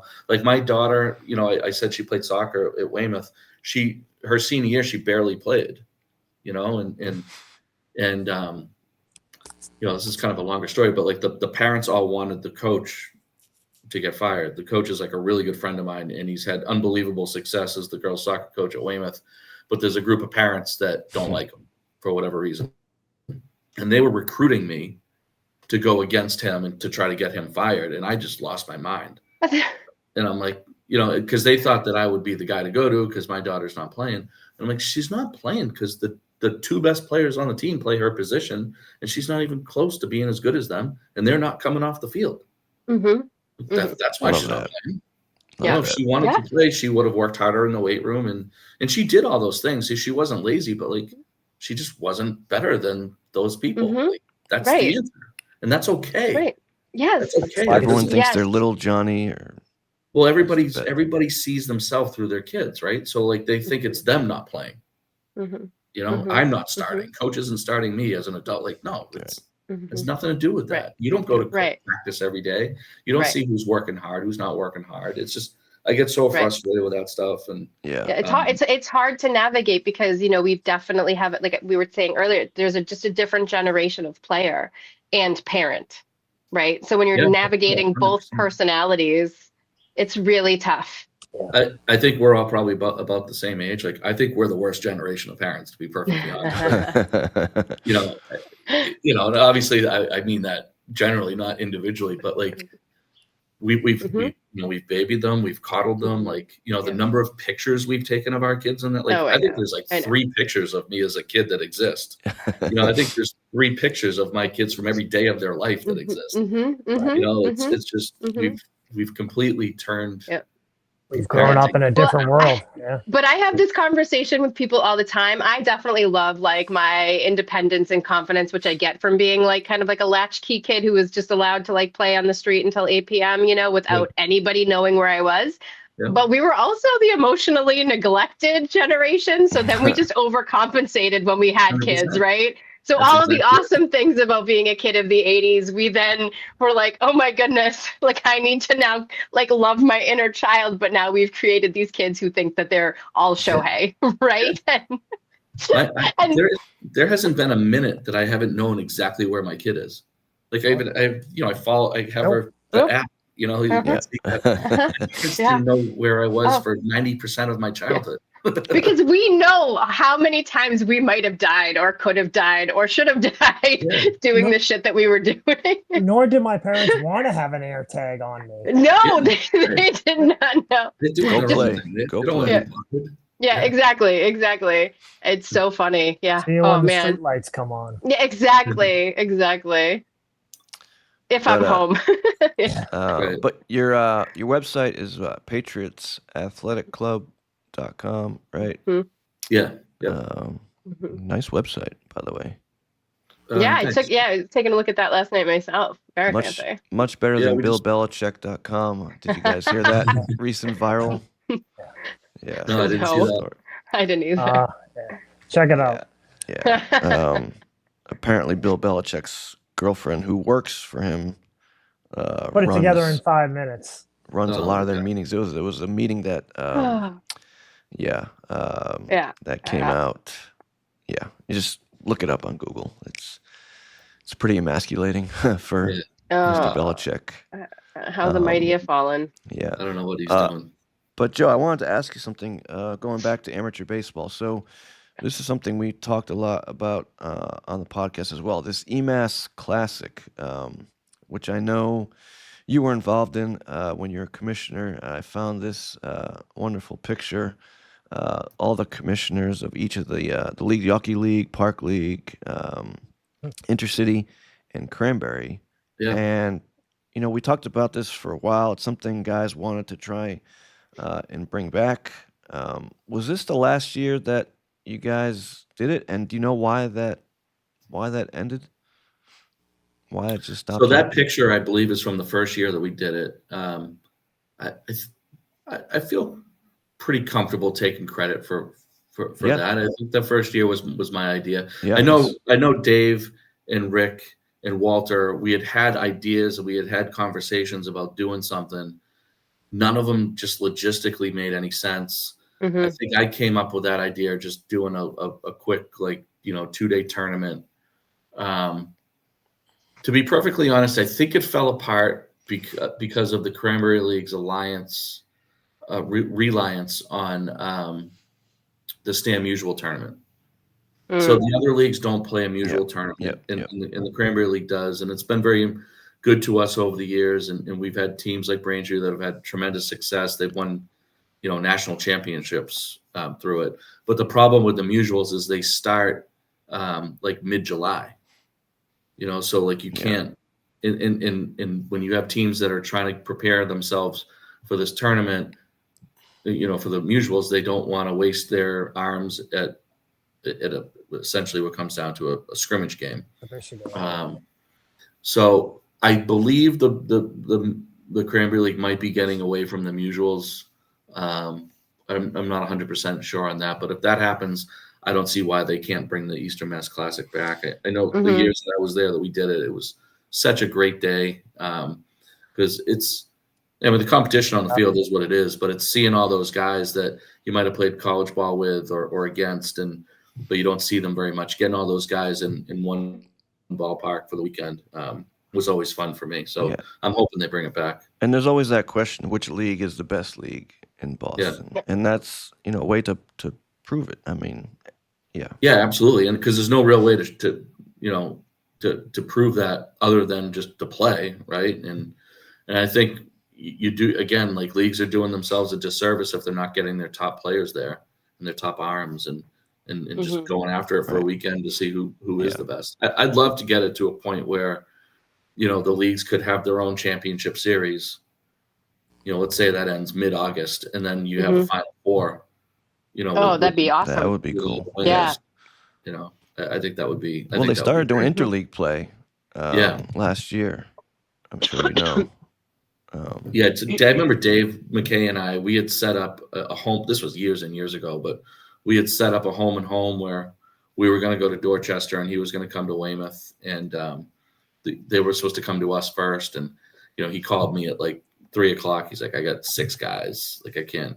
Just the logistics of pulling it off. Everything sounds great in February when you're planning it, but when you got to, drive through Boston traffic to get someplace, it's a different story. You know? Nope. Yep. Yeah, and I think that's still what you'll wrestle with, that tension with the couple of leagues that are thriving compared to the couple of leagues that just aren't in a good spot right now. Right. And trying to just, let's go and do this, and with the possibility that you might just get blown out, like no one wants to look bad either, right? So it's tough. Yeah, I know that came up a bunch. It seems like a great event, but yeah. Maybe early on in the season, that it might be another idea to, that might be the answer. Yeah. To do it a different time. Yep. So anything else? I don't know how you fit all this stuff into your I know, schedule. Right? What is a life thing? How do you, balance all that, It's fun. Like I said, it's fun being able to work for yourself. And, the only time that I'm like, there's 2 times that I'm really overwhelmed. And that's like right around playoff time for the Futures League, because it's the same time that we're running tryouts here for the Patriots. So basically on the road for a week while we're, my coaches are back here running tryouts. And then during the entire high school season, I'm a lunatic. That's the only thing I can think of. I love it. Like I love coaching Weymouth High School. I wouldn't coach at any other high school. It's the best job I ever had. I just wish it paid more than $5,000 or whatever it pays, right? Like, you wish it could be enough money that you could make it right. Yeah. And then have something to pay an assistant coach too, right? Yeah. I just had a conversation with my athletic director about that. I'm like, I don't have a paid assistant. Like, our boosters pay for coaches, but like they shouldn't have to do that, So she's looking into seeing if we can get a couple bucks for an assistant. Good luck. And nobody does it. Nobody, I say that as a joke. Like nobody's doing it for the money. If you're in this for the money, right, then you're in the wrong business. But at least you could maybe get someone to come out and for $4,000 at least run your JV team or something. It helps. Like they say you're allowed to have volunteer assistants, but I don't feel comfortable asking somebody like, hey, if you're going to be my assistant, you got to be here every day. Because I've had people say like, oh, I can come on Mondays or Tuesdays. Right. That's no good to me. Like if you're going to be my assistant, you got to be here every single day from 3 to 5. And if they're volunteer and they're not being paid, right? Hey, Joe, what's the actual incentive? Right. Yeah. So you got, the whole concept of not paying people is just weird to me. You want somebody to do that for you. Must work for the federal government. Yeah. Well, this was great. We've had some great guests. you've been around baseball forever. I knew Rob Zorian wouldn't do me wrong recommending you coming on the show. This has been great. I'm sorry if I went on too many tangents. No. No, I We're to mean, the it 2-hour was, mark. So. it was great to learn about a lot of this. Yeah. I mean, and sometimes in Joe, I feel like, we sometimes have guests where I'm like, we could keep going for 2 more hours. I don't want to do that. I want to get back in bed. But, right, I think that I could talk baseball for a long time. And so sometimes when the conversation flows, it could be endless. But this has been great. So you guys all live like in the Somerville area, or is that you guys all up there? Pretty much all up. Me and T are neighbors now. We're up in Winchester. Okay. I was so in Quincy. Not too far. Yeah. So if you guys want to go to a Futures League game over the summer, just let me know. Oh yeah. Awesome. I'd love sure. to. Absolutely. Or Lowell. We'll probably be watching your umpires the whole time, but I know. Yeah, we might not be watching the game, but Well, we'll I actually played at Fraser, umped at Fraser, Gibb, Angie, I'm sure, and in Lowell, my team played there, 28 plus BMBL, and I heard you guys were going to start playing there. Yeah. It's going to be an awesome atmosphere up there this year. I'm psyched. Yeah, it's a great facility. I'm glad that they've kept up with it. They have. There have been high school games and stuff there, but I'm glad it's gonna be put to some better use. We'll say. The field itself is in perfect condition. Yep. The concourse needs a little bit of concrete work, but the school is committed to fixing that. So once the season starts, it should be in top-notch shape. They might even be getting a new video board this year too. So nice. Great pull. Yeah, it's weird not seeing the Spinners logo and all the ads on the, on the wall, but they're trying to get that name back. That's their goal. I think they have to buy it from copyright. Whoever on the Red Sox owned it. They're working on that now. So I'm hoping they're able to bring it back and they could be the Lowell Spinners again. Yeah. Yeah, because UMass Lowell's playing there, right? That's their home field. Yeah. Yep. Well, good stuff. We this has been appreciate great. your time, Joe. Episode 23. This was great. Awesome. This was great. Thank you, guys. Thank you. Appreciate you. All right. And have a good weekend. Best of thank luck. Rob for us. You too. Take care. Yeah. Take care. All right. Thanks so much. Have a good night or day. All right. Take care. Bye. Bye-bye. Yeah. What a good episode. I had so many more questions, but I knew that we were hitting that 2-hour mark. But he's got such a wealth of knowledge of player development, and I think there's so many questions there for me. I don't know about you guys, but just so many. Yeah. I don't know how he had fits some great all this in. success. I know, right? Like so much. Constant, It's crazy. But as we know, you need that, kind of flow and commitment with the, your significant other, your families, and, like anyone else, they're on board, and he's found the balance. That it's thriving for a reason, right? Yeah. I mean, you guys know, like when you love baseball the way that people like us love baseball, it's kind of your other partner, right? Like it's like you're married, but you also are married to baseball, because the dedication it takes to do that is a lot. And so you do have to have somebody in your life who kind of accepts that there's another partner there. Yeah.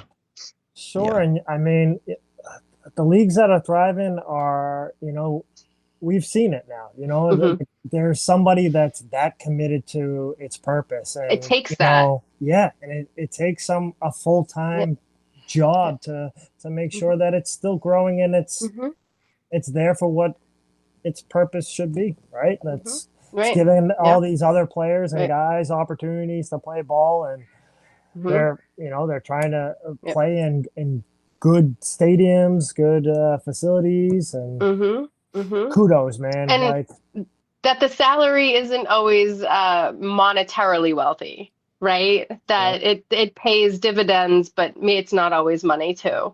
So I think that's also for the love of the game. Love of the game. Love of the game. Yep. Well, Ange, hope you feel better. Thanks. Ange. It's better. Wednesday and Thursday were rough. Yeah. I got to do that. The draft has got to be soon, right? The WPBL, that's got to be coming up soon. It's got to be soon. I can't wait to hear it. I mean, I mean, they definitely have, I think, two signed people. I mean, Monet Davis is signed, Yeah. and Kelsey Whitmore signed. Right. So I right. mean, they have, I think there's one more, and I'm blanking on who it was that I heard had officially signed, but she was, on the Women's Baseball League, Yeah. the USA team, and I can't Yeah. remember who it is now, but. Yeah. So yeah, when that comes out and we get all that news, I will definitely fill y'all in. But there's going to be 4 teams. So right, those are going to be the 4 inaugural teams, and they're trying to decide what cities Yep. they're going to be in. So obviously, I've already voted for Boston. I think it's kind of a no-brainer for Yeah, your you could vote Northeast for team. it, right? Or could you Yeah. guess? Yeah. I Yeah. saw something like that. Yeah. So Again, it'll be interesting to see what they do, like, because that was like one of my biggest questions to Joe here is that distance between the clubs. It's a lot of travel, and traveling is not cheap. And no. I mean, So they're not major league so clubs, they're no, not and taking first round trips, right? Right. And I think that a lot of this isn't, I mean, I don't, the bankroll for this isn't going to be a lot. These players aren't going to be paid a lot, right? Like, I think that it's kind of, WNBA that, when WNBA first started, a lot of the ladies had other jobs because you had to, right? You weren't getting paid a lot. So I think that clustering the teams in a region, so either, Pacific Northwest or Northeast or Central or Southeast, like it's going to make sense where the teams are by, I think, the travel distance. And plus there's 4 teams. So you kind of got to build on that before you can have some really, I think, competitive play and different play. I mean, they're just going to be playing each other. So Right. I think it's going to take, I think, a couple years, just like it did with the WNBA, to get some more franchises, some more money in there, some more people backing teams. And, I think we'll see. We'll see what happens. It's definitely going to be fun to watch these first couple years. Yep. Yes. Yeah. Mhm. It'll be And cool. I don't know if you guys saw this, but the women's sports have kind of overtaken men's sports in viewership this past year. So I think that will be interesting to see what happens with baseball. So the WNBA, I mean, of course, was Caitlin Clark and Angel Reese got a lot of views. And we'll see what happens with baseball. Yeah, right. Like, I mean, all it takes because is a couple of people to kind of take over, right? And right. And unlike any other sport, there's no division of softball because baseball it's a man's sport, and then there's softball if women want to play. But basketball is basketball, hockey is hockey, golf is golf. There's no differing in rules, there's no differing in play except for this sport. Really, if you think about it. I mean, I can't off the top of my head think of another one, right? It's just women's basketball, men's basketball. But this is an entirely different sport that has been men only. It's been a boys club for a very long time. So it'll be interesting to see if people can get on board with that as well. Yes, indeed. Yeah. hope so. I don't know why I felt like playing that. But Preach. all right. And feel All right, better. guys. I'm getting go into bed. Go check out that Bill Belichick thing. Oh my God. it's I pretty just fun. To be honest with you, one. it's a little shady. Like, I mean, It's that's so Right. shady. Right? someone's private conversation too. You don't know, like, I don't like the girl, whatever. It's the whole relationship is weird, but that's another thing. But Yeah. I mean, I don't think that she should be sitting in on football meetings trying to talk about other stuff. But have you seen the website that she's talking about? No. It's awful. But it's awful. she has got to have, and I don't want to be crude, but she has got to have gold somewhere. I'm not going to be crude, but like, what is it? Like, she's 20-something years old. Well, of course. Yeah, right. Yeah. Like, go hang out with a 20-something-year-old. I know, but like, and I have, and they annoy the shit out of me. Yeah, So like, no, I exactly. couldn't. Right. But like, But here's the other thing: as a girl dad, I want to know what her dad thinks.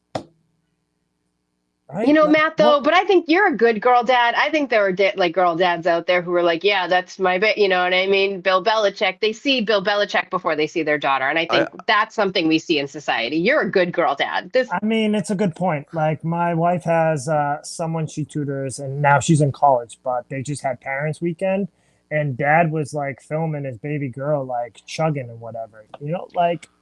I read the other day this OnlyFans model. Her parents invested in her OnlyFans. So, like, I cannot yeah, with women Yeah. as commodities, but I think Bill has definitely realized that this might be, his last decade, so why not go out with a bang? But she's Literally, definitely taking advantage, literally, but she's definitely taking advantage of Oh, she's not with mental him for his state. looks. She's not with him for anything but the money. How the mighty have fallen. How the mighty have fallen, and to fall into that like trap of like beautiful young girl. She doesn't like you. This was like Anna Nicole Smith with that like 90-year-old oil tycoon, right? Like you're in a wheelchair. You probably smell like mothballs. But Come on. to tarnish your whole legacy like that? Yeah, to go out like that, I completely agree. Like he could have gone out on top, and he's going out like some dirty old man who sold out for 25-year-old. No kidding. Like even if his UNC like career like ends in Is it worse than Robert Kraft hanging out?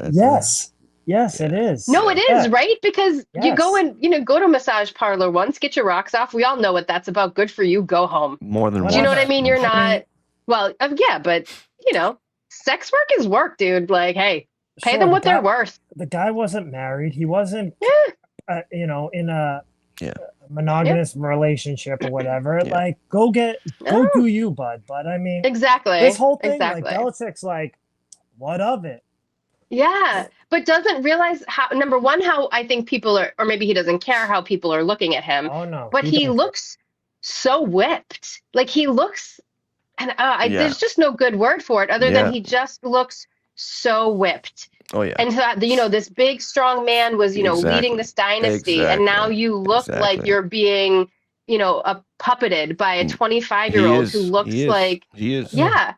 But it's just like, really? It's it's not you can see why people are saying like is the guy have dementia or something? Yes, 100%. Like there just seems to be something off. But there's a reason why older dudes who date younger women. It's because they're just not on the same level as women their age, and they couldn't handle it. And I think that like what a look inside of this man who used to run a dynasty. And it's sad, and I think we all know it. Is it the same as like the sleazy guy in the strip club who thinks like the 23-year-old stripper loves him? Oh, well, that's more one-sided, right? Like that's your own delusion. This is somebody who's actually like, Bill Belichick is actually just like feeding this girl, I can't even call her a woman, who is just puppeting him around. I mean, you saw him in that interview where she's like, we don't talk about that. I'm sorry, what? Maybe he saw Tom Brady dating all these young models. He's like, oh, well, if Tom Brady can do it, why can't I? But Tom Brady's hot. I think Tom Brady's douchey, but he's hot, and there's a reason why girls are dating him. He's had too much work lately. He looks like well, at this point, agreed. Yeah. The people got to lay off the fillers. Like, just lay off the fucking fillers, man. Totally not the same. No. You just look like a cartoon version of yourself. Yeah, I don't know how anyone can think that's a good look. I don't know. Mm-hmm. But we got off topic. Anyways. We did. A little bit. But good episode. And my t-shirt couldn't even see it, but couldn't even see it. I love it. It just looks like a helicopter, but yeah, it did. Yeah. I like it. Fucking Catalina wine mixer. That's fucking Catalina wine mixer. But I'm just in my pajamas. Yeah. Yeah. Good stuff, guys. Great episode. That was awesome. We definitely. So next week, I think Gib and I are working, or at least I think I'm working the Omar's Field of Screams tournament on Sunday night. Oh, fun. So we might have to do a Monday night episode again. We'll figure it out. Yeah, we always do. We'll figure it out. All right, guys. Good episode. Have a good weekend. Awesome. 23. Absolutely. See you next Michael week. Jordan. Good MJ. stuff. Yeah. Ryan Sandberg. Who else? LeBron. LeBron. Come on, Yeah. another 23. Adrian Gonzalez. Romy Gonzalez, I know in the Sox. I don't know who else. Wasn't Adrian Gonzalez 23? Adrian 23 might have been. I Ryan think so. Sandberg. Mm-hmm. I can't really think anymore. Yeah. All right, guys. All right, Until guys. next time. Happy Sunday night. Yeah, happy Sunday night. Yeah. Hold on. So because I have the Googs right at my fingertip, I Oh. did just Google players to wear 23. So MJ, Jimmy Butler, Jimmy Butler. Devin Hester, Anthony Davis, Oh, Draymond Green, Blake bad. Griffith, Draymond Green. Ryan Sandberg, Yeah. Yeah. Marshawn Lynch. Oh, how could we forget Mr. Bonilla, Bobby Bonilla? Bobby That's- Bonilla. It's July 1st, right? Is Bobby Bonilla Day? Yeah, yeah. Isn't that it? Yep. I think Bob, so. because that's my wedding anniversary, and that's how I always remember that. Yep. Bob Bobby Bonilla Gainey. Day. Yep. Hockey. Oh, Kirk Gibson. Kirk Ah, Gibson. Kirk Gibson. Oh, Yeah. and Mr. Baseball, Don Mattingly. So we got the 23s. Oh, David Beckham. Let's go back. Let's go back to Beckham. soccer. Beckham. Beckham. Yep. Good How stuff. awesome. All Good right, guys. stuff. All right. Have a great weekend. See y'all later. Yeah. You too. guys. Feel better, Great Ange. job. Thank you. Get some rest. Yeah. I will. The Thanks. fucking Catalina wine mixer. The fucking cat. All right, guys. Peace out. Good night. Later. Bye.